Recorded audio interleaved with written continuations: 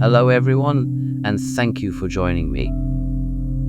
This video is titled In the Garden of My Youth Part 1. The painting is part of a new series I'm currently working on called Inked Maidens. I really enjoy working on a series of paintings. Sometimes they will be as little as 5 and other times as many as 10. How many depends on when I feel I'm done with telling a story or sharing an emotion. I find I can get more emotionally connected with a series. It gives me a chance to build a story in my head. Working on a series of paintings allows you to delve deep into a theme or concept, and in this case, exploring the evolution of perceptions of beauty over time is a compelling idea. The concept of beauty has indeed evolved throughout history, influenced by cultural, societal, and artistic factors. This series has 6 paintings in total, all 65-90 centimeters. I always start with the eyes, probably the most important elements of my paintings, and one of the most revisited areas as I build up my layers.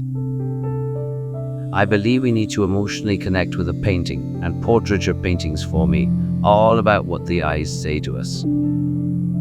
Funny enough, eyes have always played a part in my life beyond painting. Even in my social interactions, I have found myself drawn to certain people because of what their eyes may say to me. As artists, our job is to translate what we see through our chosen medium. There is a limitation to how deep we can delve into our subjects. We need to study what we see and share without bias. Skin tones, a symphony of hues and shades. They are the palette's reflection of humanity's diversity. Each face is a unique canvas, deserving its own bespoke blend of colors, a celebration of heritage, history, and identity. As I paint, I layer colors to capture the complexities of skin, subtle undertones, gentle highlights, and the dance of shadows. Pay close attention to your reference, whether it's a live model, a photograph, or even your imagination. Notice how the light falls on the face and how it affects the color of the skin. This will help you accurately capture the interplay of warm and cool tones.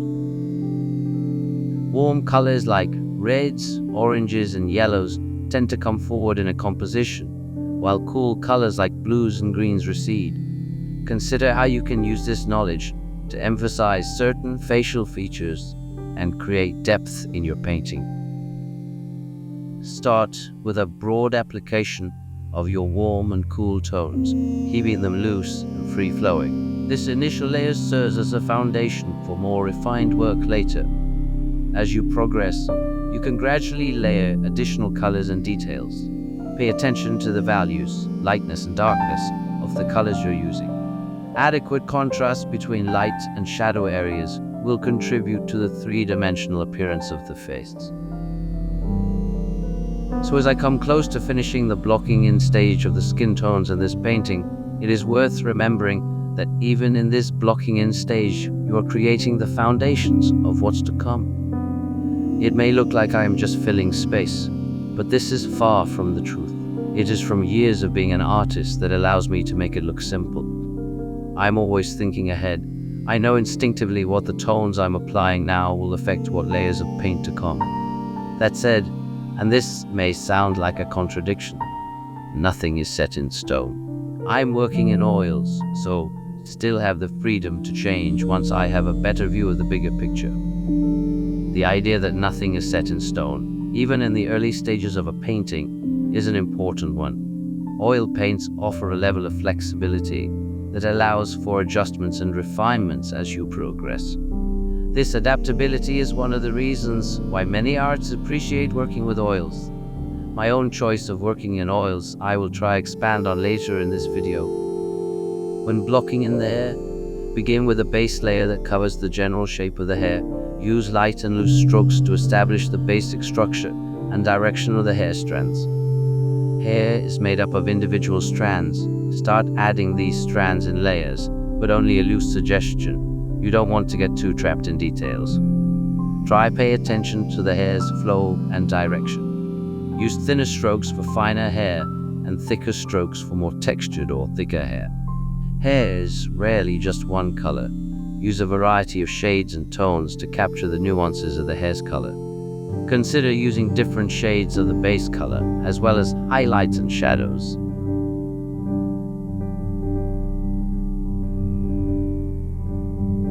One of the essential aspects of painting, especially portraiture, is the ability to observe and capture details accurately. This involves studying the subjects closely and being mindful of subtle variations in tones, shapes, and colors. Developing a trained eye is crucial in art. It involves honing your observational skills to see things as they are, rather than as you might expect them to be. This skill can be cultivated through practice and consistent effort. Once you've observed and analyzed the details, the next step is to translate them into your chosen medium, whether it's oil paints, watercolors, charcoal, or digital tools. This requires technical skill and practice. Many people can be intimidated by the idea of painting, especially when tackling complex subjects like portrait painting. Overcoming these fears is an essential part of the learning process. Confidence grows with each brushstroke. Achieving mastery in any skill, including painting, typically requires a significant investment of time and effort. Consistent practice and dedication are essential elements of improvement. So the scarf. This part may be a bit of a technical journey, exploring the intricacies of blocking in scarves and patterns. I started with the foundation in my drawing. This will guide me as I block in the first layers of paint. My aim right now is to capture the scarf's essence, its warmth or coolness. The magic lies in the folds. Each curve tells a story of movement and texture. Shadows add dimension. As light embraces the fabric, the folds create valleys of darkness and peaks of light. And right now, all we need to do is suggest this. Everything will be refined in the next stages. Layers are your allies. They build depth and volume, evoking the scarf's tactile nature. Patterns, a symphony of lines and shapes, breathed all into the fabric. Each stroke is a note in a grand design. Texture matters, from silk's smoothness to wool's coziness. You can't paint what you don't know, so research. Know the materials you want to paint. Lighting is your collaborator. It reveals the fabric's highlights and shadows, amplifying its character. Highlights will be the finale. They mimic the fabric's interaction with light, making it look tangible. In the realm of blocking in, each material has its story, its unique language that you translate onto the canvas. From a mere idea to a tangible presence, blocking in materials can be a bridge from imagination to reality. This particular painting has quite a complex design in the scarf. The design itself on a piece of flat fabric would, I'm sure, be straightforward enough, but with the folds created with it hanging from the model's head and the twist of her neck, I've created many color separations and deep three-dimensional changes in the chromatic levels of the colors. So, in this blocking in stage, I need to keep it simple, yet get as much of the information in as possible. The more information I add now, the simpler my job will be when it comes to refining the details. Without paying attention to my initial drawing, this level of detail would have been near impossible. I'm sure I'd be completely lost right now, and I'd definitely be doing a lot of head scratching. But thankfully my drawing is in place, and I trust my lines, so I just need to pay attention to the color separation and follow my guidelines. This said, this is still very time-consuming, and you need a lot of patience. There's an important lesson here, understanding what each painting requires in regards to the initial drawing you do for it. Try pay attention to this in the reference you're going to be working from, be that a live model, photograph, or even your imagination. Home in on the areas that will require more details, and give those areas the attention they need in your drawing. I tend to keep my drawing detail in the face very light and loose, mostly just a suggestion of guidelines for the main features. And then with props such as tattoos, headwear, anything with detail really, I will spend far more time drawing. While keeping facial lines light and loose, you still need to make sure there's enough clarity to convey the emotions and expressions of your characters. You need to practice and refine your technique to strike the right balance between loose and detailed elements in your drawing. And don't be afraid to experiment with different styles and approaches to find what works best for your artistic goals. I mentioned earlier in the video that I would try to share my reasons why oil paints are my choice of medium.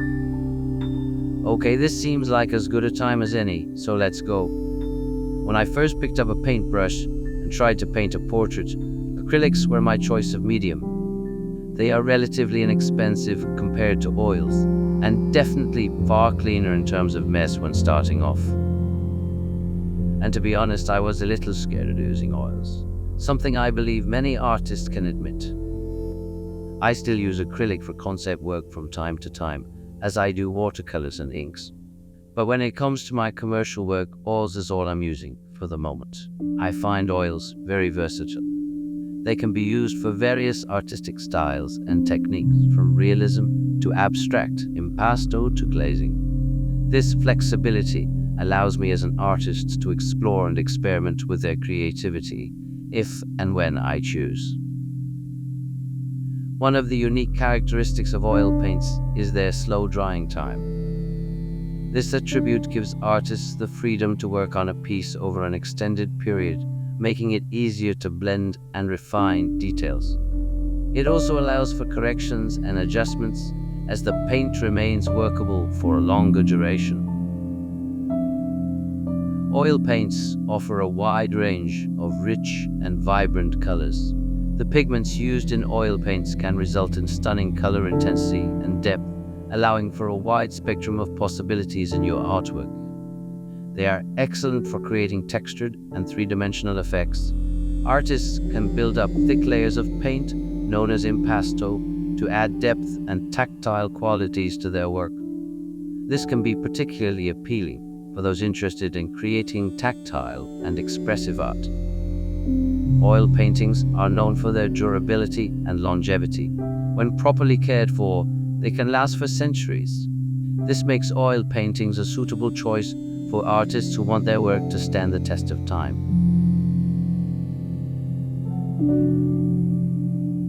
The negligee, I'm starting with the strap, as this area is where it has the greatest connection to the body. Its correct placement and design will help accentuate the overall design of the shoulder and neck separation. Instead of depicting every intricate detail, suggest the fabric's texture with subtle hints. Tiny brush strokes or slightly darker areas can imply folds and creases. Emphasize the highlights where the fabric catches the light and keep your shadows subtle and soft. This contrast adds depth and dimension to the material without making it heavy. Okay, now I'm ready to start refining the painting. This is where I'll start paying greater attention to the details, not only from a technical standpoint, but also in bringing out the personality and emotions of my subjects. Continue building up your painting in layers. Start with broad strokes to establish the basic shapes, and then gradually add more detail as you go. This approach allows you to refine your work without getting overwhelmed and trapped in one area for too long. Think about the emotions you want to convey in your painting. Consider the subject's facial expressions, body language, and the overall mood you want to create. You can use color, composition, and brushwork to evoke those emotions. We are now coming close to the end of part 1 of this 2-part edit. I do hope you enjoyed this first part and can join me for the next. If you did enjoy my work, I would very much appreciate if you can give me a thumbs up and hit the subscribe button. This will help me greatly in creating new content to share. If you have any questions, please feel free to add them in the comments section below. Until next time, happy creativity.